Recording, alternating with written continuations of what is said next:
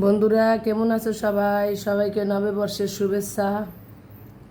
আজকে পহেলা বৈশাখ বন্ধুরা, তাই আমার বাসায় ছোটোখাটো করে পান্তা ইলিশের আয়োজন। তো এই যে বন্ধুরা ভর্তার আয়োজন করছি, আর এই যে পান্তা ভাত আমি খাচ্ছি, এই যে কাঁচামরিচ পেঁয়াজ দিয়ে ভর্তা দিয়ে। আর এই যে হলো ইলিশের অবস্থা।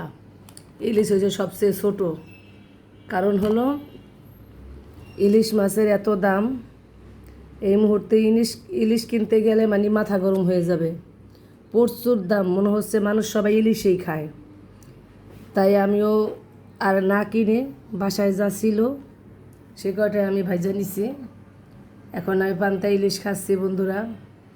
তো সবার কি অবস্থা? সবাই কি পান্তা ইলিশের আয়োজন করছেন কি না? আজকে কিন্তু সবাই আনন্দ করবেন, ফুর্তি করবেন। আজকে কোনো ঝামেলা নাই।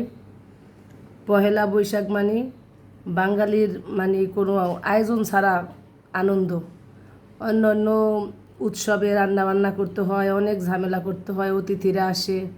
কিন্তু পহেলা বৈশাখে কিন্তু একটা জিনিস ভালো, মানে কোনো প্যারা নেই, নিজের মতো করে আনন্দ করা যায়, ঘোরা যায়। তো সবাই ভালো থাকেন। আল্লাহ হাফেজ।